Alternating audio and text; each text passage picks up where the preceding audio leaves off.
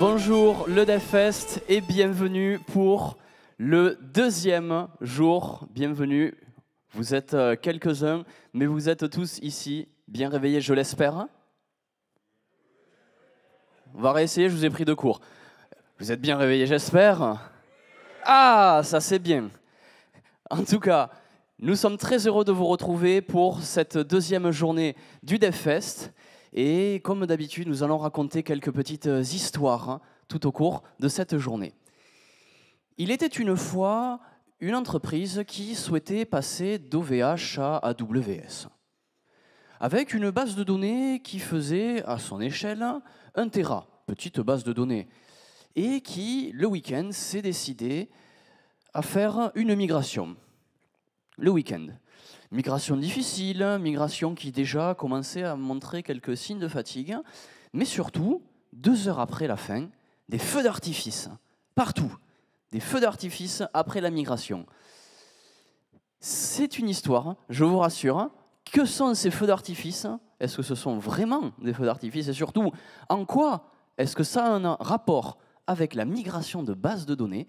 Eh bien, pour conter cette belle histoire, je vous prierai d'accueillir Guillaume Mambré et Sébastien Fourreau qui vont vous raconter l'histoire, Carpenter et Keda, le duo gagnant du FinOps.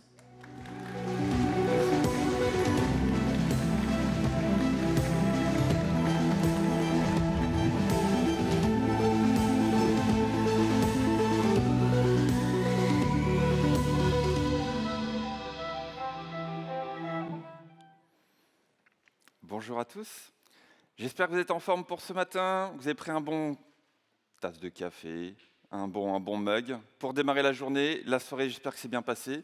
Aujourd'hui, avec Sébastien, on va vous parler de Carpenter et Keda, qui sont 2 outils qui nous ont aidés dans cette phase post-migration sur la partie optimisation des coûts. Alors c'est vrai qu'on a eu des feux d'artifice, hein. C'est Sébastien qui était là ce jour-là, où vraiment, migration terminée, il y avait un gros batch à passer. Et puis, pouf, vraiment dehors, en dehors du bâtiment, là, pouf, des feux d'artifice dans tous les sens. C'est un peu extraordinaire, cette conjoncture des choses. Ce projet ici, c'est un retour d'expérience sur comment est-ce qu'on peut tenter d'optimiser le nombre de pods et ensuite le nombre de VM sur un cluster Kubernetes. Le tout est déployé sur Amazon et donc on va voir un petit peu comment est-ce qu'on peut faire tout ça.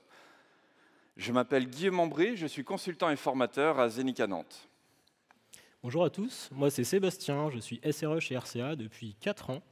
On est ravis avec Guillaume de passer ce moment avec vous au DevFest ce matin. Donc, on sait très bien qu'il y a eu la grosse soirée hier, mais mine de rien, il y a du monde, donc c'est vraiment chouette. Merci d'être venu. Notre objectif, un peu inavoué, ça va être de vous réveiller en douceur, mais de vous réveiller. Pardon, mes doigts. Pardon. Donc la traditionnelle slide d'introduction, on travaille pour RCA. Donc RCA, c'est un éditeur de logiciels pour les experts comptables. On est basé à Nantes, à Saint-Herblain plus précisément.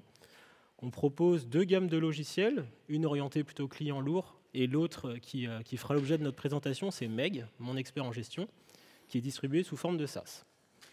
On compte environ 280 000 utilisateurs actifs par mois sur la plateforme, ce qui est plutôt un bon chiffre, en tout cas on trouve. Et nous sommes passés sur AWS, comme on le disait tout à l'heure, en juillet dernier. Alors, pour continuer peut-être un peu l'anecdote, je prends du temps, il est 9h, on est bien tous ensemble. Effectivement, il y a eu un feu d'artifice. L'histoire ne raconte pas si c'est un feu d'artifice de la fête nationale ou si c'était un petit feu de Bengale de 2-3 petits gars qui s'amusaient. Ça, on ne le sait pas. En tout cas, on a fait le rapprochement entre notre bascule et ce feu d'artifice et ça nous a fait chaud au cœur. Voilà, donc tout ça aussi pour vous dire que tout ce qu'on va vous présenter là, dans cette présentation, ça touche au FinOps et c'est quelque chose qui était vraiment au cœur de notre stratégie dès les premiers instants de notre bascule AWS. Alors, quand on est sur Amazon, il faut se dire que absolument tout est facturé. Il y a des éléments qui sont facilement tangibles. C'est par exemple sur une offre managée Kubernetes, la partie que l'on demande à Amazon de faire pour nous, c'est le control plane. Ce sont les nœuds d'administration. C'est une partie qui est vraiment vitale sur le fonctionnement de la plateforme. Si je perds ces nœuds-là, eh bien, la suite ne va pas bien se passer. Ça, donc, je suis facturé à l'heure dessus, que j'ai 0 ou 1000 nœuds derrière, c'est le même type de facturation.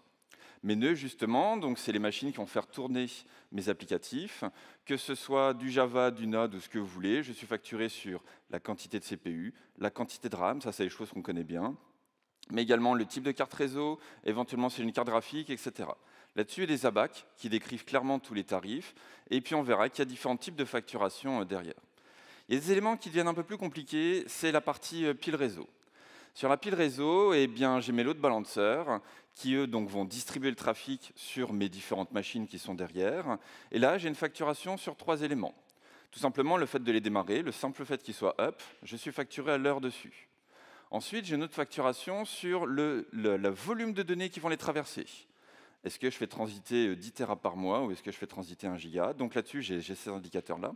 Et puis, j'ai un autre indicateur qui est l'équivalent du nombre de requêtes par seconde qui vont les traverser. Donc ça donne un coût de ce type d'équipement qui est difficilement prévisible. Il y a un autre élément qui n'est pas très cool, qui est le trafic inter-AZ. Les AZ, donc les zones de disponibilité chez les cloud providers, ce sont des data centers qui sont distribués sur les régions. Par exemple, à Paris, chez Amazon, il y a 3 data centers. Ils sont quelque part sur la région parisienne, on n'est pas censé savoir où est-ce qu'ils se trouvent. Et lorsque je vais déployer mes applications en mode pseudo-disponibilité, en tout cas pour faire la résilience, je vais peut-être avoir 1, 2, 3 pods, mais tous mes petits pods vont tous communiquer entre eux. Et à partir du moment où ils vont s'échanger des données, je suis facturé sur ce volume de données. Ça, c'est un autre élément qu'il faut vite prendre en compte en termes de tarifs. Control plane, 70 $ par mois, ça c'est plutôt fixe, c'est facile à prédire. Mais nœuds, c'est pareil, il y a des ABAC. Il existe différents sites pour nous aider à avoir le dimensionnement optimal des nœuds. Il n'y a pas de bonne réponse sur est-ce que je fais plein de petits nœuds ou au contraire est-ce que je fais des gros nœuds. Donc quand je parle de nœuds, c'est mes VM qui hébergent mes applications. Là, par exemple, learnk8s.io, qui est un excellent site pour apprendre des concepts sur Kubernetes et qui va nous permettre d'avoir un graphique qui va me permettre de voir la dimension de mon nœud en fonction de mes applications et quel est le ROI dessus. Load balancer, je vous l'ai dit, on est facturé à l'heure, 25 $ par mois, plus le trafic. Donc, c'est vraiment la partie qui va être un peu plus délicate. Trafic inter-AZ, donc c'est l'échange de données qu'il y a entre mon application en échange interne au sein d'AWS. Lorsque je suis sur plusieurs zones, 1 centime, 1 centime par giga, ça monte très très vite. Alors on a l'habitude de faire du surprovisioning. Le surprovisioning, c'est pour gérer le cas où, en fait, on a fait quelque chose, puis on a dimensionné au doigt mouillé la plateforme, parce qu'en fait, on ne sait pas comment ça va se comporter. Sur une infra on-prem, l'évaluation des coûts est vraiment compliquée. Par contre, sur des plateformes type cloud, j'ai directement la facturation en fin de mois qui me tombe dessus. Et donc, si j'ai surprovisionné, au-delà de c'est la CPU de la RAM qui est gaspillée, c'est directement ma carte bleue qui va en prendre qui va prendre cher derrière. Donc l'objectif, c'est d'essayer d'être le plus optimal possible pour ces éléments-là. Alors il y a un autre élément à prendre en compte sur une infra type cloud, dont on va plutôt profiter, c'est la notion de pet versus cattle.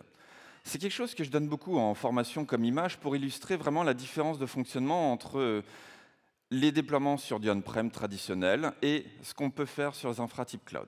Pet, c'est mon animal de compagnie, c'est mon chat, mon chien. Quand je rentre à la maison, mon chien, il me fait la fête, puis après, malheureusement, il faut le sortir, il faut l'emmener chez le veto, et quand il disparaît, c'est vraiment la fin du monde. Eh bien ça, c'est la même chose avec mes VM sur un infra on-prem. Infra on-prem, vous savez bien, les VM, elles sont sacrées, vous en les bavez pour juste les obtenir, il faut faire des contrôles, des trucs d'archi dans tous les sens, etc. Et puis ensuite, votre VM, vous l'avez, ou vos VM, vous savez pertinemment que sur vos VM, il n'y a que vos applications qui tournent. On ne partage pas les VM avec les autres projets, il ne faudrait surtout pas aller dans ce sens-là. Et si je perds ma VM, en fait, j'ai perdu mon infra, j'ai perdu mon application, c'est vraiment une catastrophe. L'approche type cloud, elle est dans l'autre sens, c'est de dire, je fais du macro-management. Toutes mes VM sont toutes identiques les unes par rapport aux autres, je ne cherche pas à les différencier. Et donc ça, c'est la même notion avec mes vaches. Mes vaches, elles ont toutes un petit numéro au niveau de l'oreille. Je les sors toutes dans le pré en même temps. Elles ont toutes le même régime alimentaire. Et quand il y en a une qui n'est pas en forme, j'en fais des hamburgers. C'est vraiment la même chose avec mes VM sur une approche type cloud.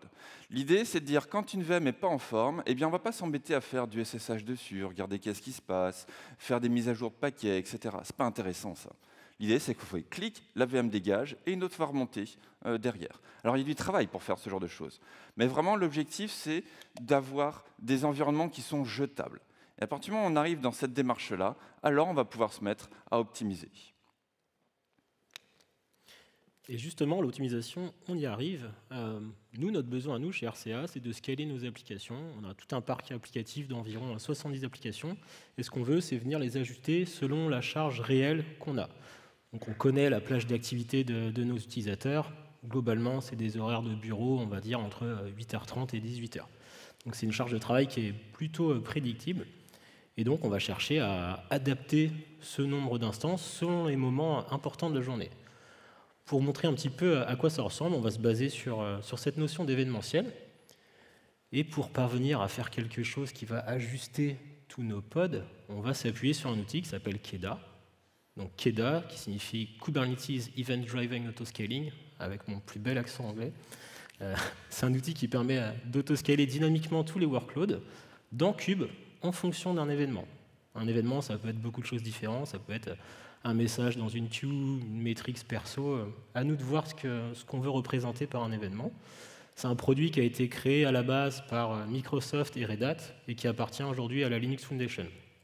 Autrement dit, ce n'est pas un petit produit développé dans son coin, dans un garage. Même s'il a peut-être commencé comme ça, d'ailleurs. Donc, KEDA se base sur plusieurs choses. Une des choses qu'on va voir, c'est le scaler. Donc, le scaler, c'est un composant qui va finalement décider combien il me faut de réplicas, combien il me faut de pods en fonction d'une source extérieure. Pour vulgariser un petit peu, en scaler, c'est la partie qui dit là, la charge, elle augmente, il me faut plus de pods. Là, ça baisse, il y a moins de monde, j'ai besoin de moins de pods. Des scalers, il y en a tout un tas. Il y a deux grandes familles. Il y a ceux qu'on peut catégoriser dans la partie built-in, donc ceux qui sont déjà pré-packagés avec la solution KEDA. Il y en a tout un tas, on vous en a listé quelques-uns. RabbitMQ, il y a du Prom, de l'Elastic, Kafka, un petit peu tout ce qu'on veut. Je crois qu'il y en a plus de 90.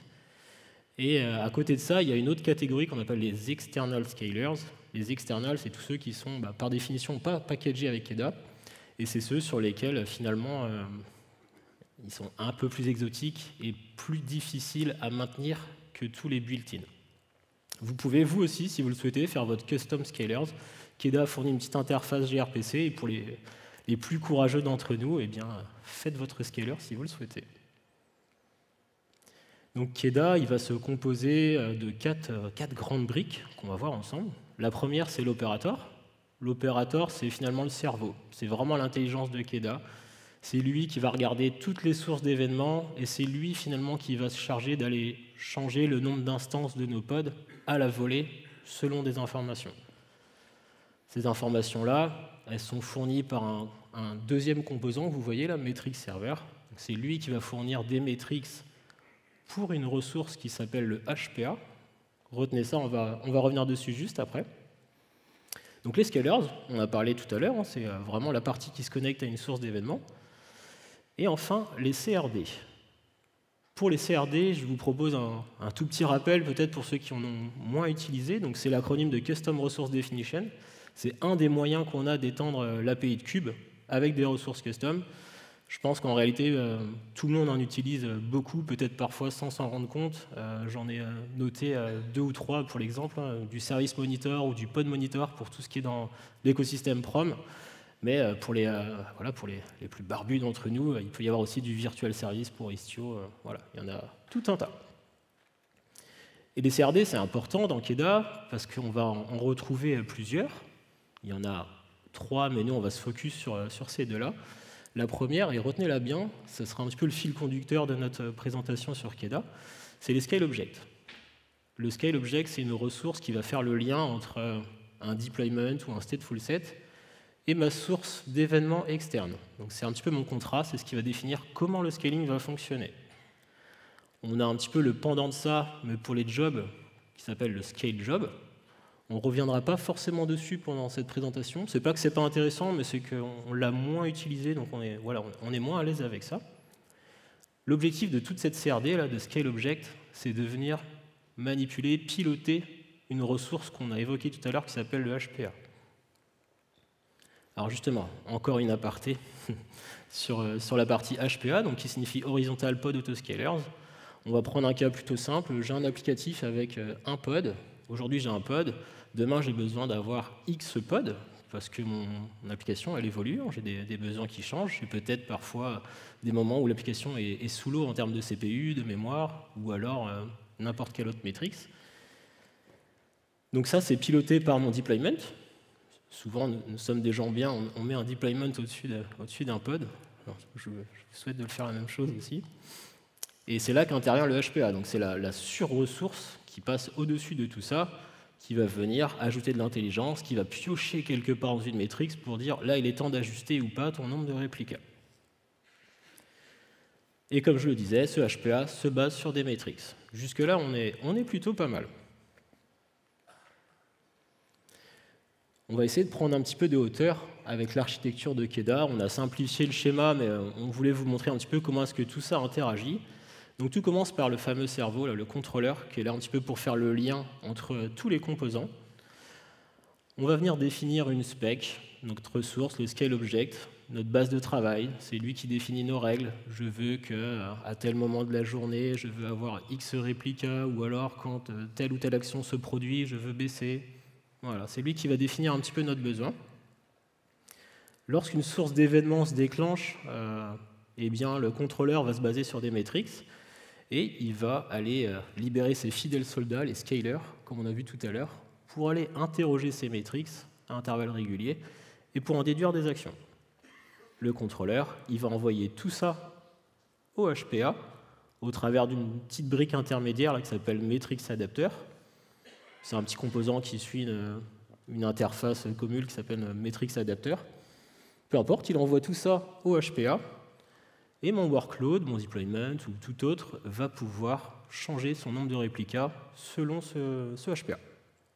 Alors, on est conscient que c'est très théorique et que là, il est quoi? Il est 9h20 du matin, ça peut faire un petit peu mal.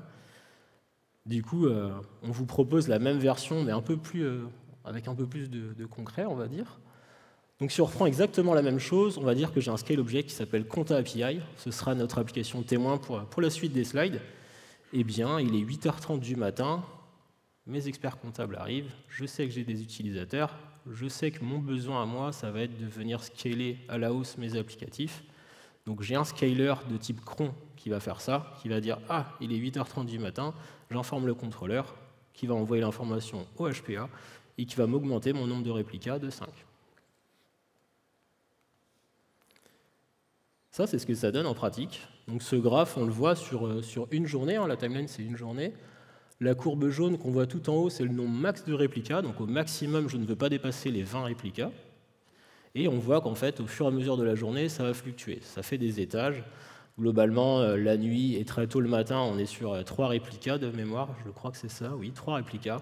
À partir de 6h30, on monte un petit peu à 8 réplicas. Il y a des courageux qui commencent à 6h30. Et enfin, à 8h30, on arrive au summum de notre nombre de réplicas, 13 réplicas. Et on baisse tout ça le soir progressivement. Donc ça nous donne un joli escalier qui est finalement le reflet de ce qu'on souhaite en pratique. Alors, comment est-ce que tout ça, ça se configure? Donc là, mettez vos lunettes, branchez vos yeux, on va faire un peu de YAML. Ça, c'est la spec d'un scale object. Je vous bassine avec ça depuis tout à l'heure. Voici à quoi ça ressemble. Donc, pour aller un petit peu dans la partie la plus intéressante, on va se concentrer sur l'attribut qui s'appelle triggers. Dans notre cas à nous, c'est un triggers de type cron. Donc, ce qu'on peut voir, c'est qu'en réalité, j'ai un min réplica que vous voyez tout en haut qui est à 3 et un max à 20. Donc, c'est ma courbe jaune de tout à l'heure. Je ne veux pas plus de 20 réplicas. Au minimum, j'en veux 3. Ah, il est 6h30 du matin, c'est mon start. Je veux que tu passes à 8 réplicas. Et mon end me dit, il est 21h30, il est temps de baisser. C'est un cas plutôt simple, c'est pas ce qu'on fait, c'est pas exclusivement ce qu'on fait, mais en tout cas c'est quelque chose qu'on pratique quand même. La conséquence de ça, c'est que mon scale object, il va piloter un HPA, je vous le disais en introduction. Le HPA, il ressemble à ça, on voit bien que c'est une ressource horizontale pod autoscalers. Il y a plusieurs choses à noter, c'est que Keda, il est quand même malin, il vient marquer sa propriété. Donc on a un attribut owner référence qui dit c'est moi Keda qui ai fait ce truc-là. Le message caché, c'est ne venez pas, ne venez pas éditer ce fichier-là parce que c'est Keda qui le pilote. Et donc ce HPA, il se base sur une métrique, je vous le disais, la métrique elle est là, elle s'appelle S0 Cron Europe Paris. C'est quelque chose, voilà, c'est une nomenclature interne à Keda, donc c'est une métrique perso qui est générée et gérée par Keda. On ne se soucie pas de comment. Et enfin, ça c'est un champ qui nous dit le scale object qui a géré ce HPA s'appelle Conta API Scale. Il y a d'autres possibilités, là c'était le cas un peu plus simple on va dire sur la base horaire. En réalité on pourrait très bien travailler sur d'autres bases avec des métriques custom. Dans l'exemple ici on a le même type de scale object, Conta API, mais au lieu de donner un trigger de type cron, on part plutôt sur du Prometheus. On pense que c'est plus proche de nos besoins. Donc là dans cet exemple c'est plutôt simple, hein, c'est je veux sur un serveur en particulier, là, mon Prometheus.tld, je veux pouvoir aller interroger une métrique qui s'appelle AWS Application LB Target. Et je veux qu'elle reste aux alentours des 0,2. Si ce n'est pas le cas, scale up moi le nombre de réplicas, et s'il n'y a plus besoin, descends-moi le nombre de réplicas.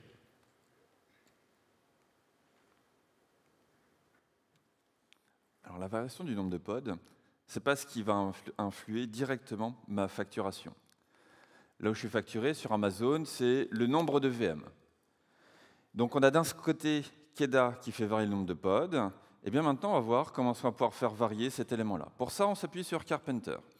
Carpenter, c'est un projet qui a été initié par AWS il y a 4 ans maintenant, qui appartient au kubesig et qui a plusieurs implémentations. Il y en a pour AWS, bien sûr, Azure, GCP, Proxmox, il y a même du Alibaba Cloud. L'idée, c'est vraiment d'avoir essuyé les pots cassés sur une implème sur AWS, puis après, de pouvoir généraliser tout ça sur les autres cloud providers.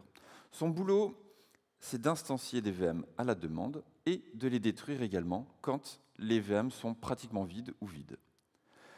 Pour faire ça, en fait, il va s'appuyer sur la notion de request sur les pods. Les requests, c'est la quantité minimum de ressources que je veux pour que mon application puisse fonctionner. C'est même la quantité garantie de ressources que mon kube va me donner à mon application. Son fonctionnement, derrière, je vais pouvoir lui dire de faire toutes les mécaniques de scheduling traditionnelles, pod affinité, anti-affinité. Donc, est-ce que je veux que 2 pods soient sur la même machine ou sur des critères similaires, ou au contraire, je veux qu'ils soient bien distribués. Je peux également aller un coup plus loin en faisant du topology spread constraint qui permet de bien dire tous mes petits pods sont bien tous distribués sur plusieurs zones de disponibilité dont je vous parlais tout à l'heure, mais il faut l'avoir en tête aussi, je vais avoir de la facturation sur mon trafic inter-AZ. Et puis également sur des disques durs. Sur Amazon, les disques, c'est les disques généralement EBS. EBS, ils sont rattachés encore à une AZ. Si je démarre un pod une première fois en zone A et que plus tard, au cours d'un rollout, il est déployé en C, les données qui lui étaient rattachées ne vont pas venir ensemble. Donc ça va être compliqué. L'idée, au contraire, c'est de dire il faut démarrer la VM dans la bonne zone à côté du disque pour que mon application soit contente. Un principe que l'on a eu fort sur cette migration, c'était de s'assurer que les applications soient bien sans état. Sans état, dans un objectif justement de ne pas avoir à s'embêter à gérer des disques, mais il y a quelques applications qui en ont quand même besoin. Et dans son fonctionnement également, Carpenter, son maître mot, c'est l'optimisation des coûts. Il va se charger de pouvoir gérer des VM en ayant toujours en tête de tout mettre au même endroit le plus possible, de faire vraiment ce qu'on appelle du bin packing, tout mettre de la manière entre guillemets la plus compressée, et avec différents modes de facturation. Il sait prendre en compte les spots, les on-demand, on reviendra sur cette notion-là un petit peu plus tard. Je vous ai dit, donc, il va travailler sur les requests. Les requests, rappelez-vous, ou pour ceux qui connaissent un peu moins, on va définir ça au niveau des conteneurs. Donc, dans mon bloc ressources, request, la quantité minimum de RAM que je veux, 1 giga, quantité minimum de CPU que je veux, 300 milli, ça correspond à 30% d'une vCPU. Donc là, ce que Carpenter va me faire, c'est qu'il va me démarrer au minimum une machine qui a cette capacité-là. Et après, derrière, mes applicatifs vont être schedulés dessus. Schedulés dessus, donc c'est le boulot du scheduler, qui est un composant du control plane, donc un des nœuds d'administration, un des composants des nœuds d'administration de Cube, dont le boulot est de prendre parmi les pods qui sont en attente, c'est-à-dire qui n'ont pas encore été démarrés sur des machines, de trouver quel est le meilleur endroit où il faudrait les démarrer sur quelle VM. Rappelez-vous, on est toujours dans l'approche cattle, où tourne mon application n'est pas important. Je veux juste qu'il tourne sur des machines qui ont des caractéristiques données, mais que ce soit la VM1 ou la VM2, ça c'est l'information qui ne m'intéresse pas du tout. C'est le boulot du scheduler de faire ce boulot-là. On est dans une approche FinOps, donc on veut que les machines soient bien chargées. Alors je ne veux pas qu'elles soient sous l'eau en train de s'étrangler, mais globalement, il faut partir du principe qu'il n'y a jamais de place sur mon cluster.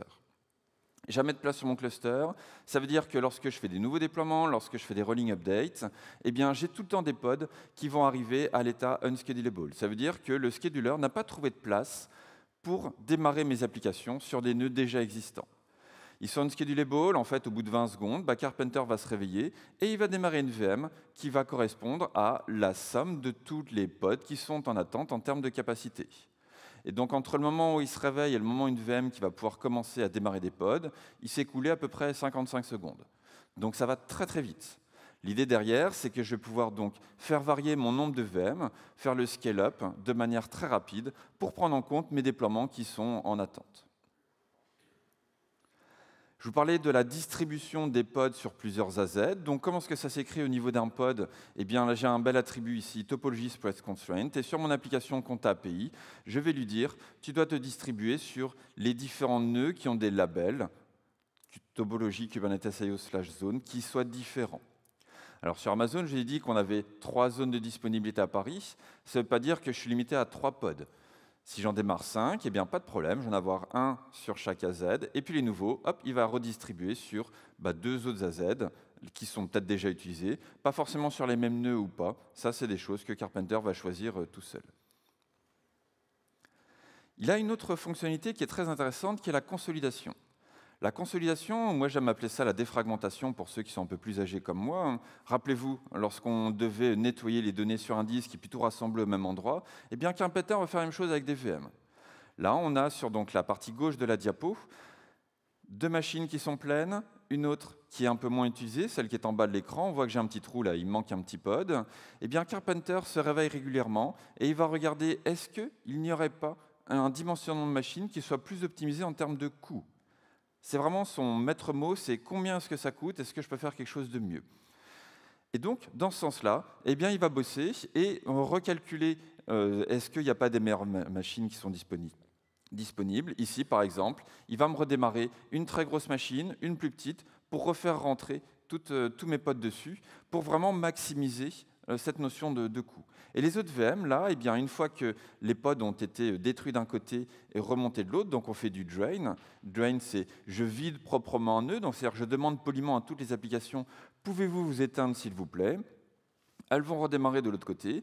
Ça a un impact aussi. Ça veut dire que je ne peux pas me permettre d'avoir des applications qui n'ont qu'un seul réplica. Si j'ai un seul réplica, qu'elle s'éteint d'un côté, le temps qu'elle remonte de l'autre, j'ai plus de service. Donc c'est là où on va retrouver cette notion de plusieurs réplicas sur mon application pour faire la distribution de charge, mais également pour pouvoir survivre à des moments où mon application va changer, va évoluer au cours de la journée en fonction de mes différents nœuds. Pour configurer Carpenter, je vais lui donner une CRD également qui s'appelle le node pool. Le node pool, je vais pouvoir lui définir plusieurs éléments. D'abord, la quantité maximum de CPU que je vais pouvoir lui dire. Carpenter, tu as le droit d'instancier au maximum 40 vCPU et 160 Go de RAM. Ça veut dire que sur l'ensemble des machines qui sont instanciées, que je lui autorise à instancier, il ne peut pas dépasser le premier des deux qui est atteint. Comme toute manipulation qui augmente ou diminue le nombre d'éléments dynamiques, il faut toujours donner une borne supérieure. Il ne faudrait pas que je me prenne un déploiement qui soit malheureusement erroné, où j'ai un disque qui s'est transformé en 100, et hop, plein de pods qui arrivent, et ma carte bleue en fin de mois qui va se mettre à pleurer. Je vais également pouvoir lui dire à quel moment, enfin d'abord sur quels critères il a le droit de faire du ménage. Est-ce que mes VM sont sous-utilisées? Sous-utilisées au sens, est-ce que la consommation de request est inférieure ou pas par rapport à la taille de ma machine? Il ne prend jamais en compte la consommation réelle de ressources. Ça, c'est un élément qui est très important à avoir en tête. C'est qu'est-ce que j'ai déclaré? Ou est-ce que ma machine est sous-utilisée, ou est-ce qu'elle est vide? Et donc, au bout de 2 minutes, il va dire, quand une machine a certaines caractéristiques, hop, il va lui dire, peux-tu t'arrêter s'il te plaît? Une autre va démarrer, et en avant. Mais je peux lui dire également, ces opérations de nettoyage, ces opérations de défragmentation, tu as le droit de le faire, par exemple ici, tu as le droit de jouer avec 3 nœuds à tout moment, sauf sur une tranche horaire. On privilégie d'abord la stabilité de la plateforme. C'est l'approche qu'on a sur ce projet, c'est prod first, et puis après on fait les optimisations. Mais on va lui dire, par exemple ici, à partir de 8 h du matin jusqu'à 19 h le soir, donc une tranche horaire de 11 h, une plage horaire de 11 h, tu as le droit de jouer avec aucun nœud. Donc pour le moment, avec ce type de conf, en pleine journée, on ne peut que faire du scale-up, ça veut dire ajouter des VM lorsqu'il y en a besoin. Comme il y a des déploiements qui arrivent, qui repartent, ça laisse des trous sur certaines, donc les nouveaux déploiements vont bien arriver dessus. Mais en pleine journée, on ne détruit pas encore les VM. Mais on peut le lui dire, il n'y a pas de problème. On va également pouvoir lui paramétrer d'autres éléments sur le type de facturation. Avant, on va pouvoir également lui dire quelle est la durée de vie de mes VM. Durée de vie de mes VM, rappelez-vous, Cattle, on a des VM qui sont jetables. Et ça, c'est vraiment important. C'est-à-dire que mes VM, là, je leur dis, vous avez une durée de vie de 10 jours maximum. 10 jours maximum, ça permet de s'assurer que mon OS de base, il est tout le temps à jour. À chaque fois qu'une VM démarre, elle démarre une version à jour des distributions qui sont fournies par Amazon. Donc, je n'ai pas à m'embêter justement avec des mécaniques de mettre à jour mes machines, etc. Ça, on ne fait pas. On ne s'embête pas avec ce genre de choses. C'est parce que mes VM vont se recycler régulièrement qu'elles démarrent déjà à jour correctement. Type de facturation, spot, on demand, je fais du teasing, on le verra encore dans quelques diapos, mais il sait prendre en charge ce genre de choses. Et après, je vais pouvoir lui donner également des critères sur quelle est la taille maximum des machines qu'il a le droit de démarrer. Là, il a le droit de démarrer des machines qui ont entre 2 et 16 vCPU, et il ne pourra pas faire plus. Plus, ça veut dire également des très grosses machines avec beaucoup de pods dessus. Et quand ces machines vont être, entre guillemets, défragmentées, ça fait beaucoup de mouvements. Et donc, peut-être que ça peut avoir un impact plus ou moins non négligeable sur ma plateforme. Et après, on va pouvoir lui dire également quelles sont les familles de VM, pour ceux qui connaissent un petit peu, des M, des C, des R, des T, des G, ce que vous voulez. Il n'y a pas de problème dans ce sens-là. Alors, si on prend un petit peu tout ce qu'on vient de vous raconter sur nos déploiements, on a d'un côté Keda, qui va permettre de faire varier le nombre de pods en fonction de différents critères. Et ensuite, on va avoir Carpenter qui, lui, va faire varier le nombre de nœuds, le nombre de nodes. Et c'est sur ce dernier élément où on a vraiment la facturation qui en découle derrière. Maintenant qu'on a vu un petit peu comment tout ça se mettait en musique, comment les deux gros, Keda et Carpenter, pouvaient fonctionner ensemble, on vous l'a promis, il y avait ça dans le titre de notre conf, FineOps, on va parler un petit peu d'argent. Mais avant d'y arriver, voici un graphe qui montre un petit peu finalement comment on a procédé pour venir ajuster les requests dont vous parlait Guillaume tout à l'heure. On a eu deux gros principes. Le premier, ça a été celui-ci, ça a été de se bâtir un board qui nous a permis d'avoir du recul sur l'utilisation totale de tous nos applicatifs.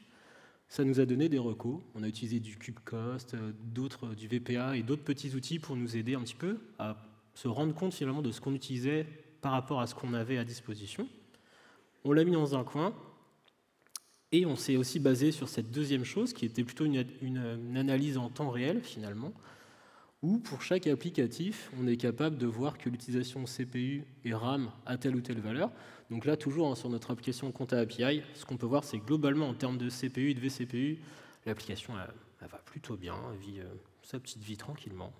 Par contre, en termes de RAM, voilà, elle consomme un peu plus. On est globalement sur du 500 mégas par application, ce qui est pas si mal au final.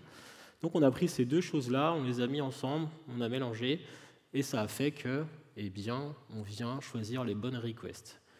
C'est pas du one-shot, les besoins ils évoluent, donc c'est quelque chose sur lequel il faut revenir en permanence. Alors tout ça c'est cool, le combo il fonctionne plutôt bien, on arrive à quelque chose qui est plus proche de ce qu'on souhaitait, à savoir une facture plutôt type pay as you go. Donc on a Keda qui vient scaler les pods en fonction d'un besoin, donc ça c'est plutôt cool. Moins j'ai de pods, moins j'ai de nodes, moins je paye cher, et j'ai un cluster qui est toujours correctement dimensionné. Pour vous montrer un petit peu quelques prix, là ce qu'on peut voir, c'est que sur une semaine, voici un petit peu les coûts qu'on avait avant qu'on fasse toutes nos optimes sur Keda et Carpenter. Donc il y a quelque chose qui vous saute aux yeux, c'est que globalement, c'est hyper flat. On a les mêmes coûts, peu importe le jour, peu importe le moment de la journée, ça coûte cher. On a migré sur AWS, mais il est temps quand même de faire quelques optimes de FineOps. Maintenant, ce qu'on vous montre ici, c'est la même semaine, enfin c'est sur une semaine, mais après nos optimisations. Donc là, on a travaillé sur Keda et Carpenter, et il y a deux choses que vous allez remarquer rapidement. c'est que le soir et le matin, eh bien, on paye moins cher. Globalement, je pense qu'on divise par 2 ou par 3, je n'ai pas le chiffre exact, mais on a commencé à scaler le soir et le matin, donc on ne paye plus, ou en tout cas presque plus sur ces plages horaires. Et enfin, sur le week-end, eh bien, il y a moins d'experts comptables quand même, il y a moins d'utilisateurs le week-end, c'est normal. Eh bien, on paye moins, on a moins d'instances. Tout ça, là, tout ce qu'on peut voir, là, cette courbe-là sur le week-end, ça va constituer un petit peu notre baseline. On sait que globalement, c'est ces machines-là, c'est cette capacité-là qu'il faut qu'on fournisse au minimum. Donc tout ça, ça nous va, parce que c'est vraiment aligné avec notre utilisation réelle. Et alors, pour les différents modes de facturation, on en a 3 types. On a le premier on-demand. On-demand, c'est une facturation où je suis vraiment dans un mode où je paye que à la demande. Je démarre ma VM, je suis facturé sur l'heure d'utilisation, enfin la seconde d'utilisation, pardon, et j'arrête ma VM quand je veux, je fais ce que je veux de ma VM, il n'y a pas trop de problème. C'est la tarification la plus élevée, et comme j'en fais ce que je veux, c'est un usage vraiment traditionnel. À l'opposé, on a les spots. Les spots, c'est un mode de facturation qui est utilisé par Amazon pour rentabiliser leurs machines lorsqu'elles sont peu utilisées. Par exemple, la nuit, le week-end, il y a moins d'applications qui tournent, donc les machines physiques sont moins utilisées, les hyperviseurs sont un peu plus vides, et pour essayer malgré tout de rendre attractif cette ressource, cette capacité de calcul qui n'est pas disponible, enfin qui est non utilisée, Amazon baisse le prix sur certains types de VM, et derrière, je peux les acheter, et ça me permet d'avoir des VM qui sont carrément moins chères. Mais comme elles sont moins chères, il y a une contrepartie. Mes VM, lorsque je les utilise, elles peuvent être réclamées sous 3 minutes. Je recevrai une notification sur un canal automatisé et qui va permettre de dire à Carpenter, attention, dans 3 minutes, telle VM, elle disparaît.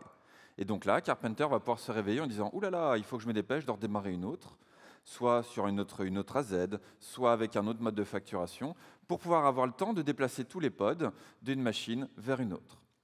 Donc ça, ce type de facturation, c'est vraiment intéressant sur des applications qui sont bien sans état. Sans état, ou des applications sur des batchs, par exemple, qui sont plus ou moins longs, mais qui ont la capacité de reprendre à peu près où ils en étaient. Et puis on a un troisième mode de facturation, qui est les réserves d'instances ou les saving plans. Là, c'est comme si en fait j'allais chez les hébergeurs un peu plus traditionnels, où je m'engage sur 1 ou 3 ans à acheter de la VM. En fait, j'achète de la VM, que je démarre ou pas mes VM, là, c'est devient mon problème. C'est de l'argent que je perds si je n'utilise pas. Donc, c'est un engagement que je fais. Et derrière, quel est mon cas d'usage? C'est peut-être, par exemple, mes bases de données, où on a vu, par exemple, sur la diapo juste avant, que le soir et le week-end, on avait toujours le même volume d'applications et le même volume de machines qui devaient tourner. Donc, on va les faire tourner avec ce type de facturation. Alors, Spot, On-Demand, comment ça se passe en termes de tarifs? On s'est dit, dans un premier temps, sur les environnements de prod, on est sur On-Demand, on veut parfaitement maîtriser la stabilité de la plateforme, on ne veut pas de mouvement au cours de la journée de mes applications liées à des optimisations FinOps, on préfère plutôt de faire ça le soir, mais sur les environnements prod, on va plutôt on met du Spot, les applications sont mono-instanciées, et puis ça ne va peut-être pas trop bouger. En fait, le pas trop bouger, si, ça bouge pas mal. Ça veut dire qu'en pleine journée, lorsque j'ai des VM qui ont démarré le matin pour accueillir mes applications, eh bien, généralement, au bout de quelques heures, Amazon réclame ces VM. Ça veut dire que l'intégralité des pods qui sont dessus doivent être schedulés ailleurs. Et là, eh bien, j'ai mes devs qui se sont mis à hurler parce que le temps que les applications s'éteignent, qu'elles remontent, les environnements de dev ne sont plus disponibles. Environnement de test, d'intégration, et donc ça génère pas mal de frustration derrière. Donc, sur la partie gauche de la diapo, on a un certain dimensionnement, la tarification avec du spot, et pour essayer de résoudre un peu les problématiques de stabilité, même sur les environnements hors prod, on a basculé sur du on-demand pour voir un peu comment ça allait se comporter. Et donc là, on voit qu'il y a dimensionnement égal, donc même nombre de vCPU et de RAM, on a une tarification là qui est 2,5 fois plus chère que du spot. Mais c'est à prendre en compte sur le fait que mes machines, cette fois-ci, elles sont plus stables. Je les démarre, je les arrête quand je veux, alors qu'avec du spot, elles s'arrêtent quand Amazon le décide. Et ça, c'est vraiment un autre comportement à bien prendre en compte. On va reprendre une nouvelle fois de la hauteur sur les coûts. Donc là, on a plutôt une timeline sur plusieurs mois, même je crois sur quasiment une année. Là, ça va nous permettre de voir un petit peu quels sont les gains qu'on a pu obtenir en plusieurs étapes. Donc, la première étape, le fonctionnement nominal, on vient tout juste de faire nos optimisations Carpenter-Keda. Donc on retrouve un petit peu nos courbes de tout à l'heure avec le soir et le week-end. C'est le fonctionnement nominal. Et puis, en deuxième étape, à partir de, on va dire, de début novembre, on a une étape qu'on a appelée downsizing et affinage du scaling. Donc là, on a fait plusieurs choses. La première chose, c'est qu'on vous disait tout à l'heure qu'on avait un socle minimum de VM, qu'on avait, mine de rien, bien surdimensionné à l'époque. On voulait être confort, on avait 12 nœuds. Progressivement, on les a baissés en passant de 9 à 6 à 3. Puis, finalement, à 0, on s'est dit, OK, on commence à avoir de la maîtrise sur Carpenter. On a confiance en ce qu'il fait, on va lui donner de la latitude, on le laisse gérer. Ça a plutôt bien fonctionné. Et on a continué d'affiner un petit peu notre scaling, donc de repasser sur les 2 moulinettes dont je vous parlais tout à l'heure, pour aller ajuster en permanence le nombre de requests. Donc déjà, ça c'est assez intéressant, parce qu'on voit que mine de rien, ça descend plutôt bien en moyenne. Et enfin, la troisième étape, Carpenter++, à partir d'avril 2025, c'est maintenant, on va un cran plus loin avec Carpenter, et je lui autorise à détruire des nœuds sur certaines plages horaires. Avant, on s'y refusait, parce que notre prod est sacrée, non pas que maintenant elle ne le soit plus, mais on estime qu'on a bien fait maturer Carpenter et qu'on sait comment il fonctionne. Donc on lui a dit, OK, entre 12h50 et 13h, admettons, tu as le droit de consolider, de supprimer des nœuds. Et ça, c'est intéressant, ça se voit financièrement. Et enfin, une petite optimisation qui peut paraître toute bête, et je vous invite vraiment à rechallenger en permanence vos familles d'instances sur AWS, c'est qu'il n'y a pas si longtemps que ça, on utilisait principalement des nœuds de la famille des M5A. On en était content, ça fonctionnait très bien. Et puis on s'est dit, mine de rien, c'est quand même de vieux nœuds. Entre-temps, AWS a proposé des nœuds un peu plus récents, presque même d'ailleurs plus performants et 25% moins chers. Bon, on y va. On a changé une petite ligne, on a fait pas mal de tests de non-régression, mine de rien, mais le simple fait d'être passé de M5A à M6A, 25% d'économie sur nos instances, pour une performance, voire même meilleure. Donc voilà, il ne faut pas hésiter à changer son type d'instance de temps en temps, ça marche plutôt bien. Keda, Carpenter, on considère que c'est un combo gagnant. Si on devait reprendre un petit peu toutes les courbes qu'on a vues tout à l'heure, tirer une ligne droite et avoir une moyenne, on estime qu'on a fait des économies de l'ordre de... Roulement de tambour. Suspense, s'il vous plaît. Roulement de tambour, on est nombreux. Allez. 38%. C'est pas si mal, 38%. Merci aux plus fidèles supporters. Donc 38%, ce chiffre il est assez dur à estimer. C'est peut-être 39, c'est peut-être 37. En tout cas, le calcul qu'on a fait tournait aux alentours des 38, ce qui n'est pas si mal. On se projette pour d'ici à fin d'année sur un 50%, parce qu'on continue tout nos travaux d'optimisation. Pour être tout à fait transparent avec vous, on ne vient pas vous dire avec Guillaume, faites absolument du Keda, du Carpenter. Ça dépend de vous, en fait, il y a beaucoup de temps à passer là-dessus. Le temps, c'est de l'argent. Donc à vous de voir si vous estimez que ça vaut le coup ou pas, parce qu'en réalité, derrière, il y a du jour homme de passer. Beaucoup, beaucoup. Et alors, si on continue de se projeter un petit peu, on va se faire une petite roadmap tous ensemble, en 3 étapes. Donc ce qu'on voudrait faire pour la suite, c'est, dans un premier temps, continuer d'affiner le nombre de pods sur les heures creuses. Donc là, on l'a vu au tout début, j'étais plutôt sur du 3 réplicas sur certains deployments à partir de 21h, etc. Mais on se rend compte que plus on suit un petit peu ce qui se passe, plus on se dit finalement tel applicatif elle pourrait passer à 2. Ça paraît tout bête, mais si on cumule tout ça, moins de nœuds et plus d'économies. Donc ça, on va continuer là-dessus.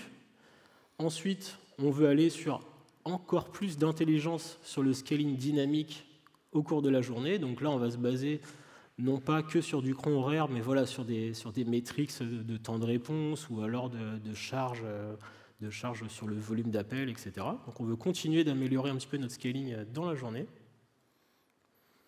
Et enfin, une petite optime qui peut être sympa aussi, mais qui peut avoir des conséquences, c'est de passer à changer le type d'archi. Donc là, on pourrait, je sais qu'Amazon propose des instances Graviton. C'est un changement d'archi au niveau du processeur, donc c'est quelque chose à prendre en compte. mais les gains, on les estime aux alentours des 10%. Donc là, il y a peut-être quelque chose à gagner pour nous. En tout cas, on va explorer tout ça, et puis on espère atteindre nos 50%. On arrive au bout de ce talk. Un grand merci à vous tous d'être venus aussi nombreux un vendredi à 9 h après la grosse soirée. C'est vraiment cool. On est ravis d'avoir passé ce moment avec vous. Merci Guillaume d'avoir partagé ce moment avec moi à DevFest. C'est super cool, je te remercie. J'en suis ravi. Et puis merci aussi, petite pensée pour les orgas et tout ce qu'ils font à DevFest. Franchement, en tant que speaker, on est chouchoutés, franchement. Donc merci à eux, et puis je continue dans les merci. Après, je rendrai un petit peu la parole. J'ai une petite pensée quand même pour l'équipe plateforme dans laquelle je travaille, parce que voilà, c'est une belle équipe avec des belles personnes, et tout ce qu'on vous a raconté là, nous ne sommes que les porte-paroles. Finalement, on était plusieurs à bosser là-dessus, il y avait toute l'équipe, donc voilà, petite pensée à eux quand même.